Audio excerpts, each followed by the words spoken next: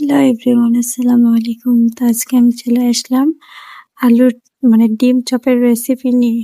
তো এটা আপনারা অনেকেই পারেন। তো আমি এখানে আলু সিদ্ধ করে নিয়েছি, নিয়ে এখানে একটু ধনা পাতা দিলাম, এখানে একটু জিরা গুঁড়া, একটু ধনিয়া গুঁড়া, একটু ভাজা মরিচ গুঁড়া করে নিয়ে আমি সব একসাথে ভালো করে মিক্স করে নিচ্ছি।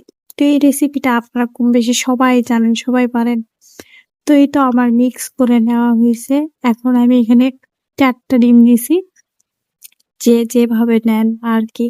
আমি ৪টা ডিম কেটে ৮ পিস করে নিছি। এখানে আপনারা চাইলে একটা ডিমের ৪ পিস করে নিতে পারেন, সমস্যা নাই। তো এই তো আমি সবগুলাতে আলুর ভর্তাটা মেখে নিছি। তারপর বেসন নিয়ে নিলাম আমার পরিমাণ মতো যেটুকু লাগবে।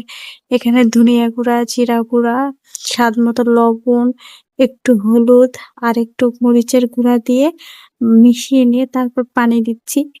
এটা একদম পাতলা করা যাবে না, কারণ বেশি পাতলা করলে ডিমের গায়ে লাগবে না।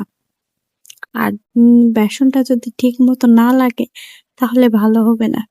তো এভাবে আমি ভালো করে গুলে নিয়ে এ তো কড়াইয়ে তেল দিয়ে দিছি প্যানে। তো তেলটা ভালোভাবে গরম হয়ে গেলে এই তো ডিমটা এখন বেসনের মধ্যে চুবিয়ে এখন দিয়ে দিচ্ছি, দিয়ে ভালোভাবে ভেজে দিব। এইটা অনেকে বলবেন যে এটা তো আমরা সবাই পারি, এটা দেখার কি আছে। তো আমি আজকে বানাইলাম, ওই জন্য আপনাদের একটু দেখাইলাম ভিডিও করে। তো এইভাবে আমি একটু উল্টে পাল্টে ভালোভাবে কড়া করে ভেজে নিব। আর এটা ইফতারের সময় আমরা খাবো।